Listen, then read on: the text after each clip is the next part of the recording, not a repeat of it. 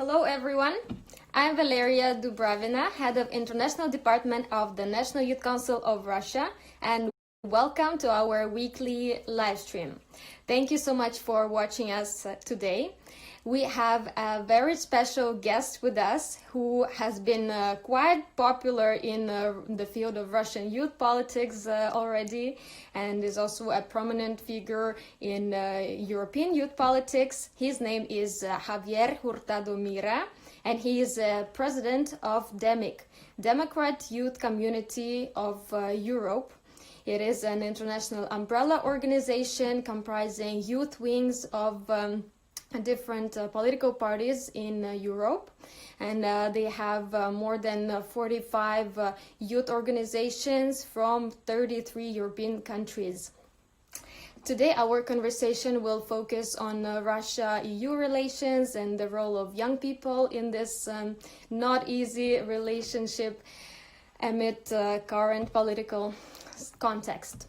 And I can see that Javier is here already. Javier, please send me a request so that I can connect you. During our conversation, please ask whatever questions you have. We have already received some questions from our followers, and for sure we will ask them to Javier. Hola, Javier. Привет to my Russian friends. How is your Russian language? Improving a bit, chut-chut. Okay, that's great. You should work on it. For sure. Okay, so Javier, as we all know that for the past 5 years you've been very actively engaging in Russian youth politics, and you have participated in a lot of Russian youth events, and you have been experts in many of them as well, and you have been working a lot with Russian youth NGOs and Russian governmental organizations even. Can you tell us a little bit how did it start, and what brought you into this world of Russian youth politics? Well, it's already some years past, and it was around 2015, if I'm not mistaken, when most of these forums, back then when Rosmolodёžh, the agency, the Federal Agency for Youth Affairs of the Russian Federation, was head by one of the young, now mature young leaders, who is Sergei Pospelov, and he started to engage more with the international community, and that included DEMYC back in the time, and I was its Secretary General, so we started to engage our European members, also the Middle East one and North Africa, but mainly our European members more to know better with Russia and start to break some common and mutual stereotypes that I think some of them are still around, especially in the European Union, and some of them as well, for some Russian people, respect the West Europeans. So, and then I started to attend some youth meetings organized mainly by the National Youth Council of Russia, led by my good friend Grigory Petushkov, and with Pospelov. And I think he really took up the organization of the Rosmolodёžh back in the time, made it broader, more diverse, and more pro-integration of people from international atmosphere. What I think it was in the good benefit of everybody, to be honest. But how did it happen? So you were just working for DEMYC in Spain and in Europe, and then did you already have some connections in Russia? Back in the time, I only have some people I knew from the Spanish embassy in Moscow, but that's very long time ago, 2011, the diplomatic level, but nothing to do with my activity nowadays regarding my relation with the Russian Federation.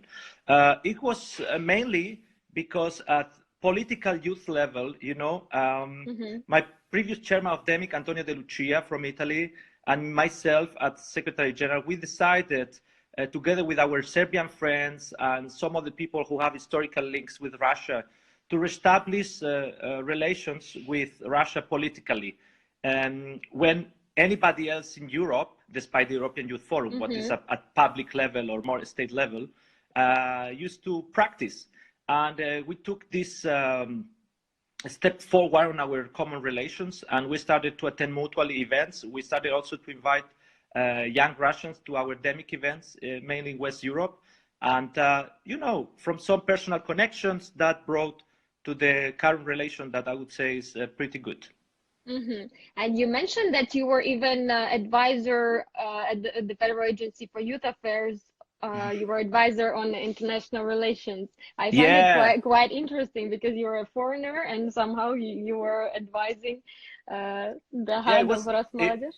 It was a bit different, but I do believe in such global world, when you are really trying to engage internationally, I don't think nationality matters. I mean, of course, it's important is your government institution, but sometimes some foreign people can give you an approach that is sometimes different, sometimes can be even more accurate, because I told you, the stereotypes are still there.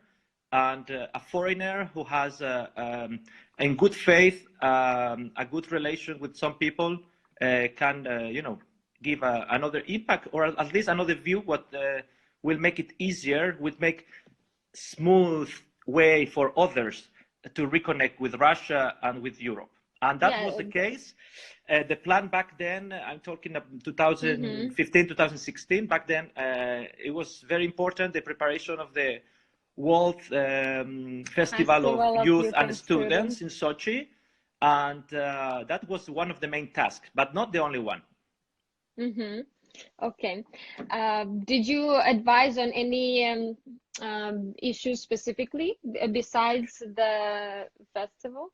Well, I think it was very, very important back in the time that this festival used to be, it comes from the communist time of Russia, with very anti-imperialist message.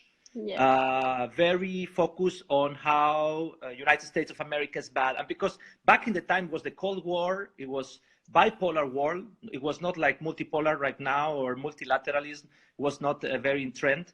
So it was, and what we tried to define was a festival who was more welcome for everybody.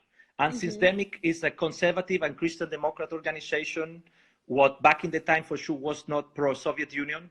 So it was our task as well to engage people less ideological way. And I think on that way was a success, to involve private companies and private business as well, and not rely only on the state level. And as well, of course, the leadership is still on people who believe more in communist ideas. But it was since Russia was the hosting country and the hosting organization, it was a space of liberty to proceed with certain things that was, I think, very welcome by many participants who were not feeling identified with previous festivals because we're too much lefty, and that one was more neutralize what is good if you want to include everybody in the global world. That was the task, and I think we managed to do it pretty well. Okay, thank you for your help. I was also part of this long and difficult process of the festival preparations. So, well, the success was, in the end, was a teamwork. Everybody was really responsible to make that a success. And, well, we just have to congratulate. And I think this was a great opportunity for Russia to welcome thousands and thousands of people, more than 25,000 people from all over the world, with different backgrounds, with different interests, not people all politicized, people who come from arts, from cultural background, architecture, medicine, engineering, law. I mean, I think that was amazing. And organizing different panels within different topics, that can be, you know, a great opportunity for the people back then to engage in 2017, in October, if I'm not mistaken, right? Yes. And I think most of people who participated have very good memories, and there is nothing better than to see situation in situ, to talk to all people around and get your own impressions, your own criteria, and not be highly opinionated afterwards. Okay, thank you, Javier, for your contribution to the main Russian event, I think. Nazdravia. Yeah.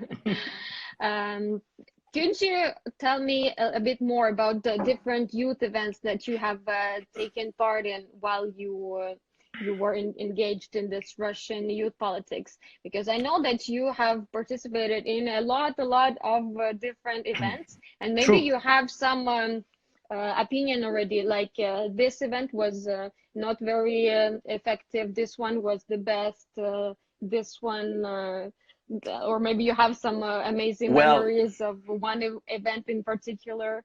oh, the one I could highlight because that more than an event was an adventure to go to Iturup, Iturup. in the Kuril Islands, because that was for a guy from Spain that even if I follow geopolitical conflicts and some territorial issues almost everywhere, because it's interesting, I think, and it's our time to try to solve them. But yeah, to fly, direct flight, 9 hours from Moscow to Sakhalin's island, and to see the mixture, still Russia territory, and to see in that island Japanese culture mixed with Russian culture there. It's something very, very interesting, with also temples and very different, and then Orthodox church, and all this mix was very fascinating. And then to take a Canadian Bombardier airplane with the helix going above the sea to the small island where is total wildness, where there are hot waters, geysers, where there are more bears than human beings. And yeah, you have to go with guns around if you really want to walk around in the forest. Or I mean, all this for sure is an experience for people who we are more in West Europe, more got to use to more carpets, great carpets in Brussels, and more kind of different comfort, different hotels. And well, I think to get and reconnect with nature is always a beautiful matter. Yeah. Okay. And what about the other ones? Other ones, I remember to be in the Arctic Forum twice. If one was around the Seliger Lake, that was the premiere, the starting point, and after they bring it up to the proper Arctic in Arkhangelsk, and that was an adventure with also two Italian colleagues and friends of us who were also in this expedition to the Arctic in Arkhangelsk. So we had some anecdotes around, when you are surrounded by ice and by people who are more, prepared to be there, then you experience what is to be a Southern in the Arctic. Yeah. And I could mention, from my experience, also relations with different political organizations, especially with the Molodaya Guardia in Russia. So attending and organizing panel discussion in Astrakhan, and myself, I took a lot of my free time, spare time to travel around Russia, and I cannot regret, and I highly recommend to everybody, because I think it's one of the unknown countries especially for Europeans in our generations, especially after the Cold War, and still with many conflicts going around, with this language of sanctioning everything. I think it's time for the young generation to be a bit more brave, kill the stereotypes, and if they are really young, show this spirit and risk a bit, if we can say that, risk. Yeah, and we got one question from Azalia earlier today. Oh, cool. Question for you. What is the relation in the EU towards international youth forums held in Russia?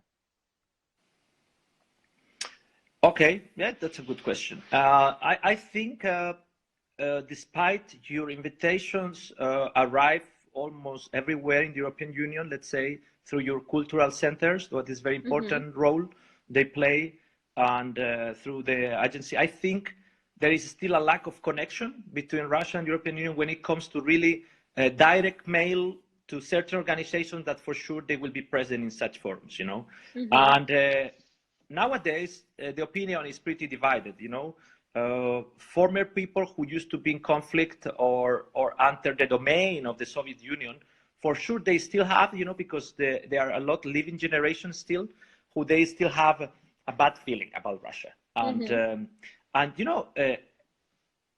personally, I totally understand, and even politically. But I think our task as people involved in young leadership level, in organizations who include a lot of people who they even differ on their plans. It's to give an added value to this organization, to include people and to listen to both sides in some conflicts and to try to move forward. I think I love history. I can, I can understand what is the Polish position and the Baltics ones and the Nordic, and I have been traveling around there. I have very good friends who they don't share my view on the good relations with Russia, but I don't cancel my friendship with them, or they don't cancel the friendship with me just because of that, because of political reasons, right? So I think there is space now. I think we're moving to a world that's less ideological, is much more multipolar, where we have to reconsider the big powers, and we have to understand that for Europeans, geographically, to have a good relation with the neighborhood is good. It doesn't mean to agree on everything. I want to make this clear always, but some people still don't understand. So they see this kind of youth activities in Russia as propaganda. Yeah, too much, and propaganda is everywhere. Let's be honest, and I think it's normal. But our task, if we engage young people who have a proper background on international level, speak foreign languages, and they have an academic background proper as well, and they are critical minds. If we engage critical minds in politics, whatever you will say me and it's propaganda, I will detect and I will delete, or I will even laugh. So, and I think that happened in different levels. I don't think it's only Russia using propaganda itself, because propaganda as a word itself is not bad or good. It exists from every country trying to defend on world level their interest. The British, they have very clear issue on international affairs. They say it's not about friendships or common issues. No, it's about interest. Foreign policy is about interest. And if our young people are able to understand this, I'm sure they will really engage more with the Russian Federation. I will tell you something as well. I mean, what some people, and some of them for sure are following today the chat here in Instagram, but what they tell you in private, they are not able to tell in public. And I think we have to kill this political correctness. Many people in the European Union are afraid to have their say, to say what really they think, what should be our foreign policy at the European Union level. We should be more sovereign as European Union and less dependent on foreign powers. And it doesn't mean exactly to put an eye on the east side. We also have to put an eye on the west side. So if Nord Stream 2, for example, what is energy plan, what includes Germany, even the Netherlands and some other countries, is convenient for the for policy of European Union, we have to say to the United States of America, okay, guys, you stand for your interests. We respect it. We have a lot of common values worldwide, but on that case, we have to follow and continue with our project with our Russian friends, and that's it. I don't think young people are able to understand that.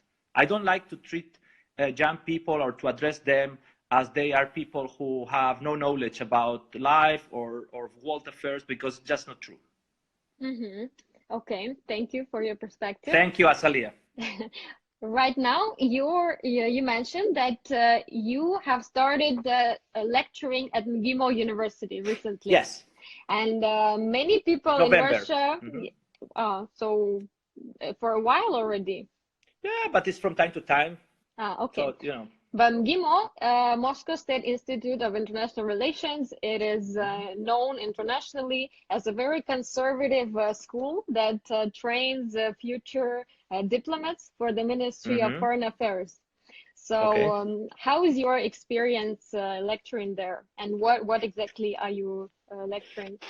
Good. I really got some nice freedom to lecture about different issues, especially relations with the European Union, about young leadership and international relations. And I'm more engaged with the School of Governance and Politics, what is led by a very young Dian, what is, Genry Sardarian, what is, he's a very fresh new Dian who is trying also to engage international community and making MGIMO even more international, what I think it's very good news. MGIMO is one of the universities who is in the world Ivy League somehow of good backgrounds. And I think especially for Eurasian future leaders and young diplomats, it's a very good experience to go through. Let me say that in Russia, your academic and level is very good in many universities, I remember some lecture in the Moscow State University as well. Although also I remember a very nice trip for the Ladoshka festival in Penza with Grigory. What festival? Ladoshka. Ladoshka? Yes, a regional one in Penza. And you know, Okay. you see the universities even at regional level.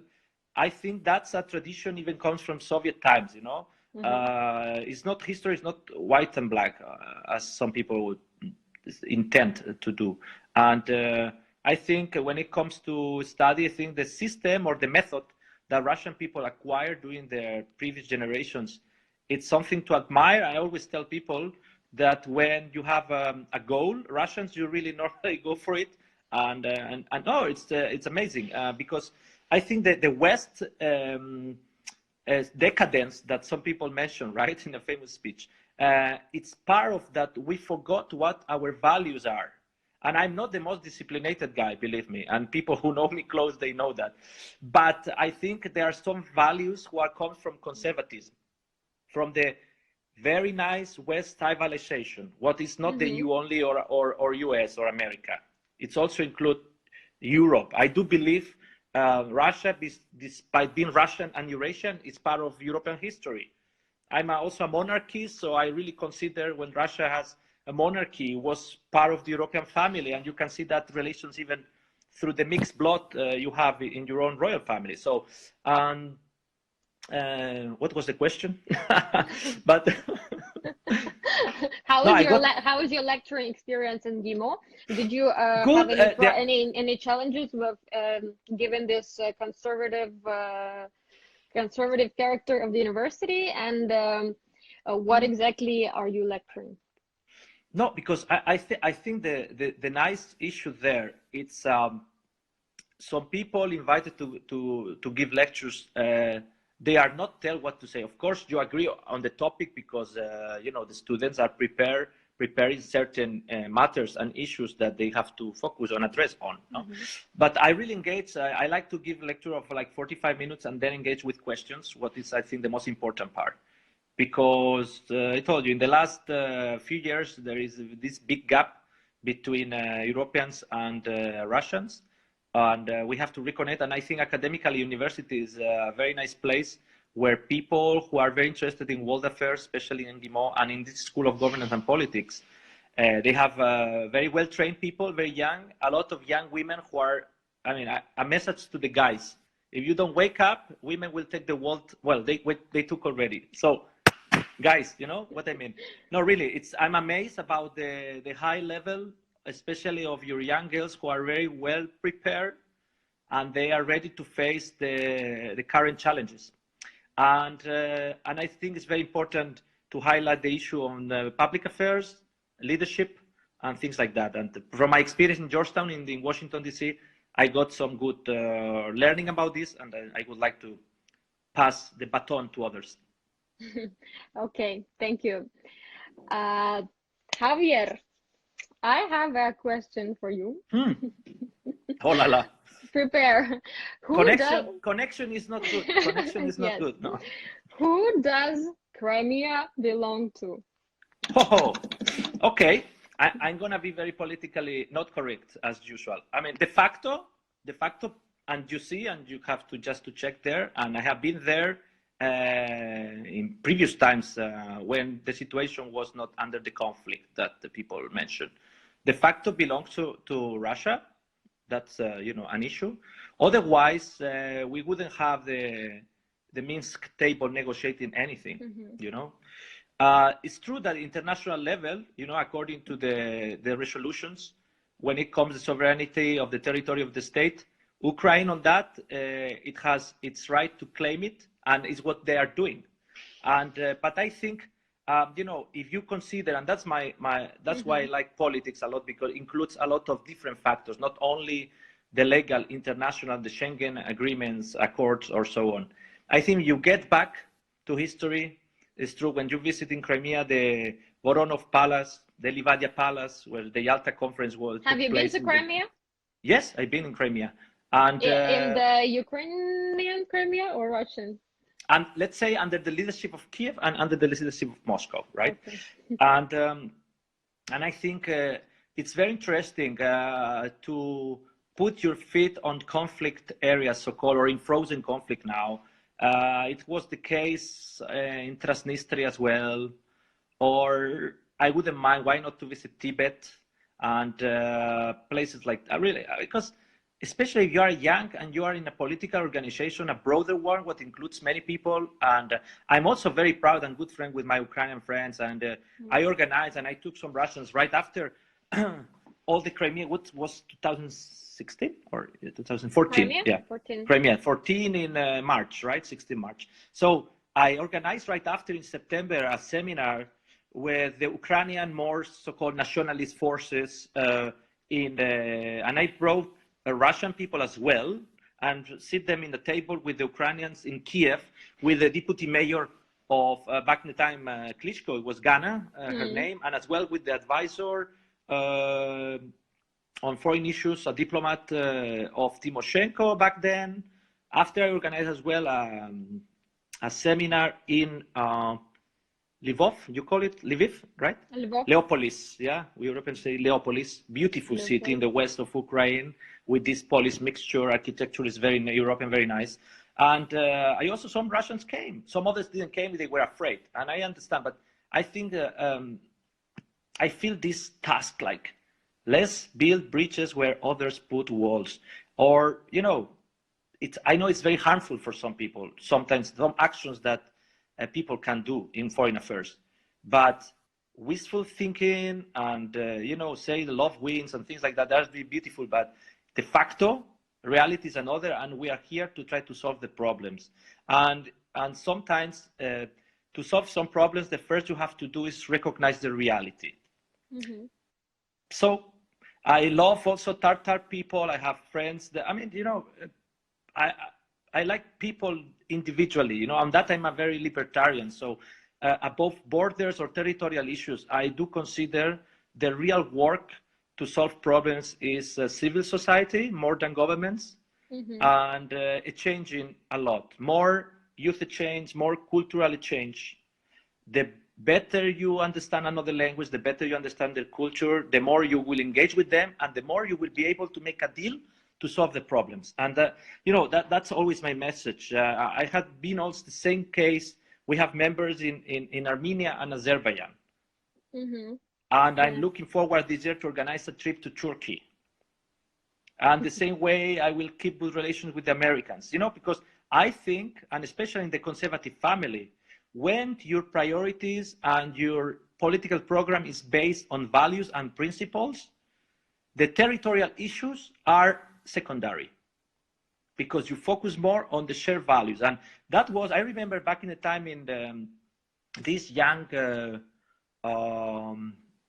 Territorio Smyslov, Terra Ciencia in the Kliazma River, in the beautiful area close to Vladimir there in Russia. I remember I had a very nice talk with your Minister of Foreign Affairs, Mr. Lavrov, that I think he's an example for many diplomats. Like, I think he's one of the brilliant minds in Russian politics, right? Not only. And I told Mr. Lavrov, don't you think that probably conservatism as ideas or values or principles is going to be the link that is going to solve some problems with world affairs when it comes to Russia becoming more conservative and less communist or less Soviet lefty? Don't you think that will be, you know, a very important ground base to build the new relations in the future? And let me say, he mainly agreed on that. He was a bit skeptical in the short term, that we are all, I mean, because you see the reality. But yeah, don't say no to such opportunities when it comes to common values. Maybe soon you will be his advisor on international relations. Who knows? So, did you like Crimea? Yes. Okay, but you know, a lot of Crimea had as well back in the time, century ago, another war where the British were involved as well, and you can check very nice maps from that times. Crimea has very nice wines. Yes. Very nice nature, and it's a big territory with not so big population, and for some reason, strategically and geopolitically, has been a war area for some reason, right? I mean, I do believe more in geopolitics than in politics itself. I mean, when you see the geopolitical map, you understand better the conflicts, and you can even predict what's going to happen here or there. You understand the involvement of Russia in Syria. You understand as well if the Russian Navy is in the Black Sea, why for them or for the Russian government it's so important to keep the Navy in Sevastopol. You know, once you consider all these other factors, you understand better. I'm nobody to judge, and I think that's going to be mainly a bilateral issue between the Russian government and the Ukrainian one. I hope President Zelensky has this good willing to advance on the negotiations as well, the same way from the Kremlin side. And if other foreigners are able to establish some common sense also there in the dialogue and make it happen better, I think we all celebrate. And you know, it's very painful for, especially for Christian Democrats in Europe, certain conflicts among Christian brothers, let's say, and that's the case. That's the Ukrainian-Russian case, also in the Donbass. And I think, you know, I hope common sense in the next future will prevail. Okay, but let's break one stereotype. You mentioned that we young people should break them as much as possible. So I hear a lot from European friends and from friends from the West. They believe that if they ever visit Crimea, they would have problems in Europe.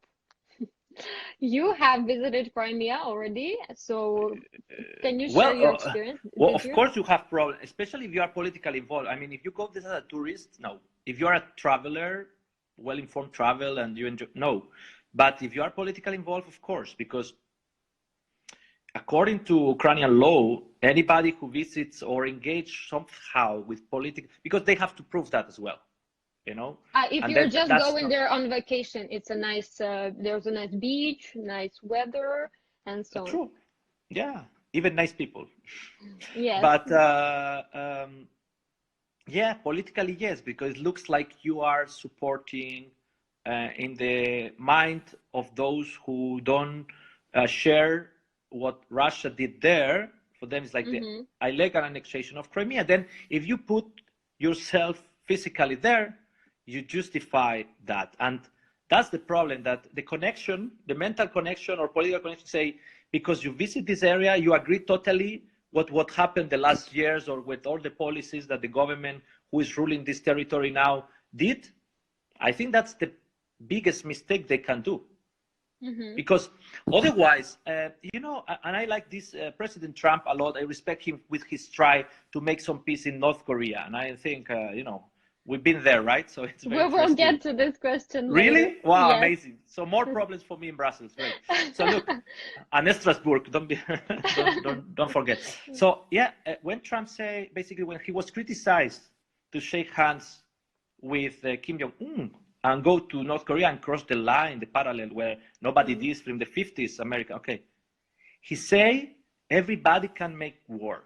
Only few can try or make the peace. And I think if you really have a task in this political world, if you are idealist, if you have some views, some criteria on issues, let's pick, even if it's the smaller side of the political era, let's pick those who have to be the ones who try to make peace.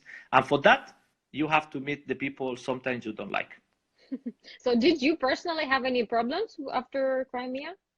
Well, I would say some people for sure don't like, and personally, you know, politically, let's say they will not give you some space or advantages back in Brussels in certain areas because they can think that you are, okay, a KGB agent, okay?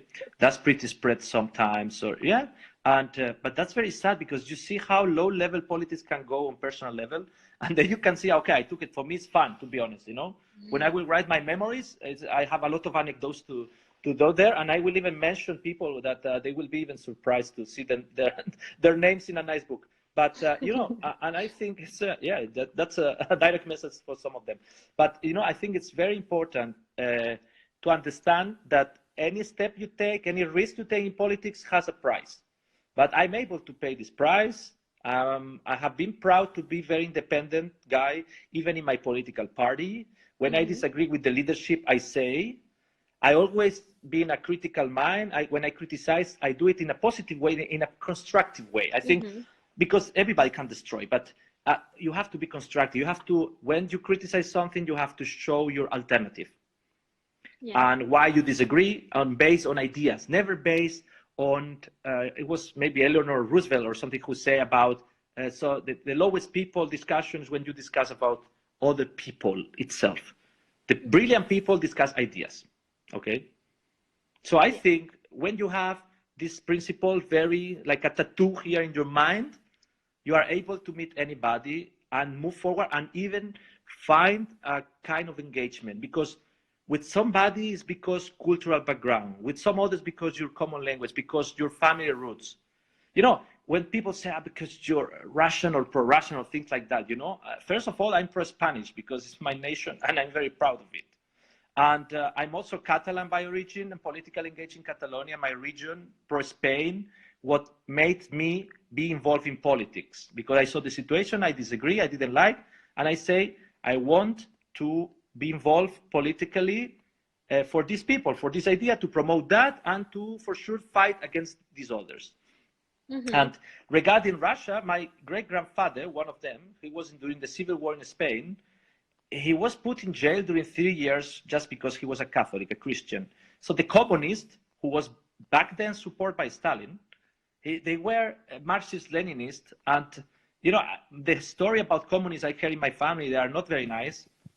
And of course, I don't have the same idea of Russia the first time I visit and now. And I think that's personal growth and intellectual growth, what is very important for everybody to have this evolution of things. And I hope everybody can do the same, and not with that, with any country, with any even ideology. I think it's very important to don't get stick to the past totally and understand that the current generation, especially young people in every country, in those who are very democratic, those less democratic, those who have a special monarchy system in the Arabic country, that the young people, they are, you know, how to say, more modernized than their fathers, and in a good way, you know, and they are more connected, more open-minded, yeah, of course. But sometimes it's good to be close-minded for some issues that you don't like or you disagree. You know, you experience something you don't like, you disagree, what else? You saw what's happening today. You know, just before I joined this conversation with you, Valeria, I was watching the riots in Washington, D.C. I used to live there back in 2015, okay? In Georgetown, what is a beautiful neighborhood in Washington, D.C. Crazy surrounding the White House. Why? I don't believe these people, they claim they are protesters, but they are riots, and some of those people who belong to Antifa movement, they are going to be declared a terrorist organization. What I agree totally with President Trump, because these young people, minority people, cannot represent the youth at what level, and we are all against racism. We are all against hate speech. We are all against violence itself with no profit. Like if a police is behaving bad with a victim, even who died, is Mr. Lloyd. Sorry, we have to condemn and prosecute, and we have a rule of law in the states who prosecute the criminals and the people who behave bad. But we cannot, you know, allow to represent young people, a radical minority extremists to far left, to now, you know, go to Apple store and fire and destroy little business and surround public institutions. What is that? I mean, I'm not in youth affair politics, or I have not been because I'm living a few months, but I'm not in this political engagement to allow this to represent me. And not to me, even not to many other people around the world, you know? So. Yeah, violence is not the answer to this problem, definitely. Even Martin Luther King used to say, and he was assassinated, and he used to see the peaceful protests are, you know, even more effective, what is true. Okay, we have a question from a follower. Yep. Which political party movement do you support? I have also a question. Where? That's a good question. Everywhere. Well, mainly, and in DEMYC, we have people mainly from the EPP, what is the ruling force in the European Union, which is the center-right, with conservative, liberal conservative parties, and as well people from ECR group, what is like the conservatives who are more Euro-realist, not, they don't like European Union to be a federation of a state, more like nation power, sovereignty is more important, and a bit more to the right wing. And we have some other NGOs who are more for standing for human rights, respect, and things like that. And but mainly on that, as a voter, if you mean, I belong in Spain to my party, and that's. I don't know if I answer you with that. I like those who promote more respect to private property, more equal opportunities to everybody, balance between the state powers and and principle of subsidiarity. That's a principle from Christian democracy. What means bring the power of the state to the closest to the citizen. So that means city councils, like mayors, have to be empowered in certain topics because they are closer to the citizens who vote for them, so they know better the problems and how to solve them. Some other issues should be at the state level, foreign affairs, defense, And economically, I support parties who low taxes, So I believe in a state what is small but strong. So in the US, they call it, there's a mixed word, conservative and libertarians called conservatarian. So any party who is close to these ideas has my full support. Okay. In our live stream with Billy Mayama from the European Youth Forum, you asked him a very interesting question. Do you remember this question? Did I? Yes. Some days ago. No, I don't remember. I mean, I was connected for sure. Yeah, I really liked your question, and I would like to address it to you this time. Perfect. You asked him if he supported the idea of Europe from Lisbon to Vladivostok. Oh, yeah, now I remember. Thank you for asking. Yeah, I do strongly support that. I mean, I do believe, and that's, I think culturally we are closer than people think. And I think it's very convenient for even the Asian part of Russia, because more than 50% of Russian territory is located in Asia geographically. I know. Well, I know like 70 or 80% is located in Asia, but this 80% population is located in the west side of Russia, what is very interesting. That's true also. So I don't think we have so much opposition from the Asian population back there because they don't have the majority. But anyhow, yes, look, I think the Big Europe project, it's very interesting because you cannot forget the map, and that's back to geopolitics. So I do really believe from Lisbon to Vladivostok, from the Azores to Sakhalin, But of course, what to do with these Asian countries in the middle? Yeah, that's a very good question. But I think we could have, in the United States, you have this associate membership like Puerto Rico, and there is a movement there. They want to get back to Spain, what is amazing. But why not? But ideologically, it's already very important. Like the idea that in Vladivostok, people are closer to Chinese people or to average European. My experience with Russian people, you are closer to European mentality. Not even European, let's say West mentality. Okay. Of course, you are not Latinos like my friends in Ecuador. Okay, that's. But your engagement with West civilization, it's proven in history and is there. So, and I think it would be very convenient politically when it comes to share resources, mobility, transport. There are many things to do together from Lisbon to Vladivostok. And the sooner we do that, I think the nicer. One of the projects we have in DEMYC, when this pandemic, sorry for the name, but it's, some enemies created that. But what we really engage in the next project, I hope before I finish my chairmanship mandate, is to engage Central Asia countries. I think nowadays in the Eurasia bloc, they are the forgotten people. Uzbekistan, Tajikistan, they are really in Kyrgyzstan. They have their beautiful culture, and I think their integration in Asia is not going to be so easy. So I think Europeans, we should take this leadership. Finally, I mean, there is a big problem in European Union level. European Union itself, the institutions, are afraid to take the role of leadership. And I think Europeans we are able, historically and everything, even we commit some mistakes, but come on, we have the power, economy, many things, and we are seen as not a war machine, but more as a political machine that can engage people, because we prove with ourselves. You know, in Second World War, we have half Europe fighting to the other half and things like that. It was crazy.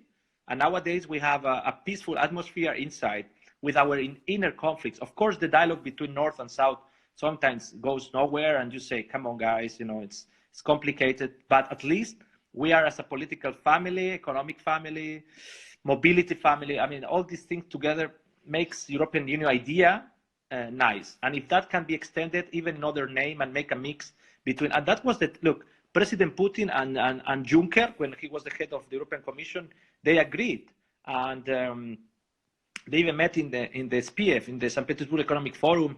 And there was a letter from Juncker, like asking Russia to engage more with this economic Eurasian Union together with the European Union as an embryo, as a first step of a cooperation between the European Union and Eurasian Union. And let's see to what leads, you know? And I think we can advance the agenda commonly, despite some other conflicts, with these issues.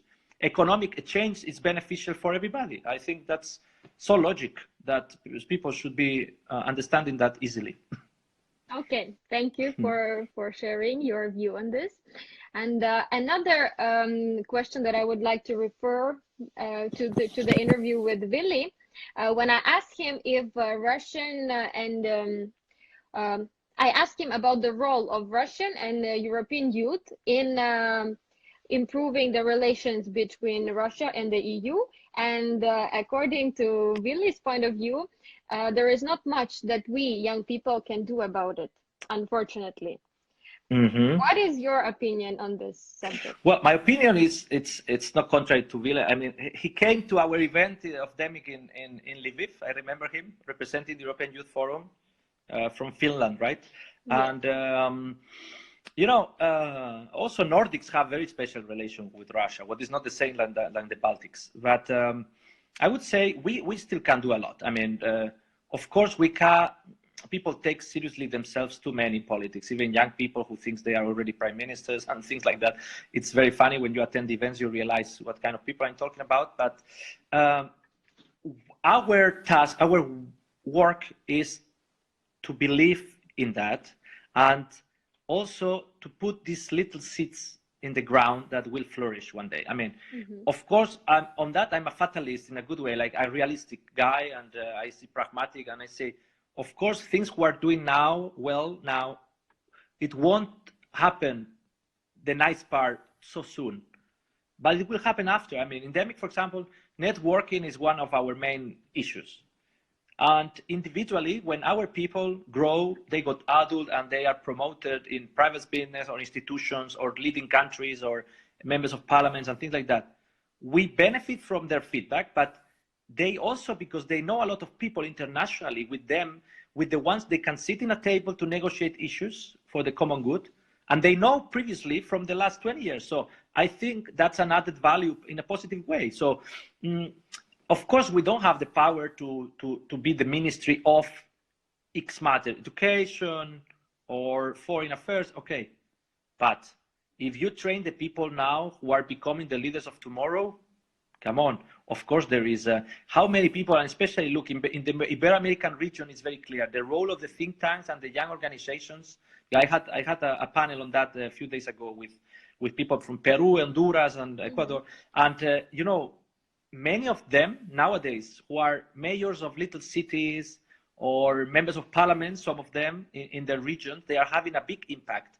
And thanks that they were in leadership trainings when they were in their 20s and their 30s, they are able now to communicate directly with their colleagues in Europe.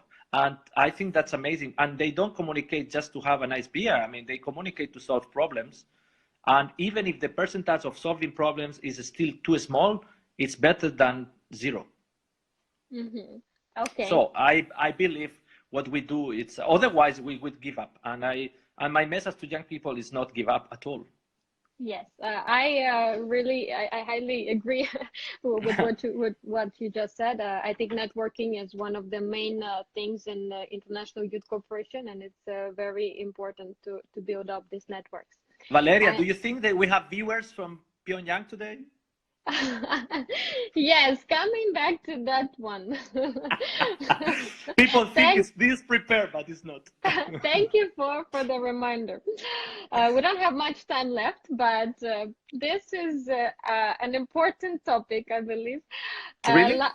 Of course. So last year, Javier, as I know, you visited DPRK, North Korea. How did it happen? And what was your impression of North Korea? Would you like to go there again if you have an opportunity? Sure. And do you keep in touch with your Korean colleagues? Yeah, I mean, I think there is time to get back. I will tell you why. I mean, the lack of communication doesn't make situation better. That's my way of thinking on them. I think we cooperated very well on that, on organize a proper delegation from worldwide, I would say now, right? It was not only European, and DEMYC and the National Youth Council of Russia. I think that was very successful, very, how do you say, controversial, I would say, from European standards. And on that, look, I would tell you 1 hour issues about this, what happened regarding that. But today, we don't have time. So next time. But I think it's very interesting. In every regime, there are people who stick to the leader just to maintain their little power and to survive one more day. But there are also people who are reformists. And with some people, if you are able to engage them and to empower them a bit, the benefit will be for everybody. The South Korean will be the first to tell you that it's better to be in touch than silent total. So with that, I think answer, if the people that have to make the peace together and make the one nation they are, what is all the Korean Peninsula, have this idea, I won't for sure have another view better than the Koreans. So yeah, basically. So did you like the country? What was the thing you liked the most? The nature was amazing. I didn't expect that, to be honest. Because I didn't check too deeply. I mean, politically, yes, but not about how it looks around. Of course, there are, years, the development there has to be need to improve, but, a lot to do still. And I think the impressions are sometimes shocking in a way, like we West Europeans especially, we don't get used to see what we saw there. But I went there with my stereotypes, and now that when people ask me about it, I tell most of them that now I have 50% of the stereotypes I had. I proved them, I saw them. What are the three main stereotypes that you managed to break during your trip? Well, about the control, I mean, total control from the authorities about you, but most of people who go there, they say it's true. But if you are able to engage with some people a bit more personal, then you will find a way to don't be controlled all the time. What I think that's an issue. Expecting to see the poverty much worse than I heard, for sure. And the issue of the nature impact me because it's in very well condition that I didn't expect, to be honest. And for the other, lack of development, lack of liberties and things, of course, it's proven, and there is not much to discuss. But I think you, especially Russia, have, and also China, an issue there to move their agenda forward. And I hope if President Trump is reelected the 30th of November, and he can try a second attempt to make kind of progress to stop the nuclear program of North Korea, with the self-defensive, right, mainly, and move forward to the reunification of this beautiful peninsula where so many people suffer. So. And how do you evaluate the North Korean barbershop? Oh, well, almost like that one. Good, it was fine. Communication was a bit complicated, but it ended up pretty okay, let's say that. Do you encourage your European friends to visit DPRK? Yes, but I encourage my European friends to be brave, to break their chains, and to go wherever they have a wish, really. I mean, otherwise, they cannot come to us or to me especially and say, we stand for that and that. Okay, first prove it and let me see that you are able to go against certain leadership, even in your political parties, because if you don't have, sorry, the guts to do so in a democratic organization, then what are we gonna teach? I mean, we are not here to teach any other about our principles and values. We're here to break stereotypes, to build bridges, and for sure to engage with young people, and we together can do a better world. Okay, and last question from the audience. Okay. Do you think that youth policy without politics is ever possible? My life without politics? No. Or... Do you think that youth policy without politics is ever possible? Yes, sure. There is a lot of space for civil society. So the more liberal, or let's say open is a state, a nation, the more space for civil society will have, and the more civil society will develop to have their own partnerships, programs, and I encourage. I hope one day we need less politics made by politicians and more by civil society. I do really strongly believe that it's very good. We need representatives of the people in the parliaments and in ministries and political world, but I think civil society has to take their own responsibility and engage to the promotion of policies that benefits everybody, and especially the individual, the citizens. Okay, thank you, Javier. We have about 1 minute left. Wow. If you would like to give our audience some kind of message, a short message that would stay forever on YouTube, what would it be? No, Valeria, time flies. Yes. Nothing. I mean, I hope really, I would like to engage with everybody of you that we were connected today here. I will later check your comments, and I hope you profit, and you were busy these last 2 months despite the pandemic around, growing yourself spiritually and in many issues. Love your families, love your friends, and let's make together something nicer, and then our next generations will be very proud of us. So why not to try together? Better. Okay, and let's make EU-Russia relations great again. That's for sure. God bless you to all. I mean, we'll talk next. Okay, thank you.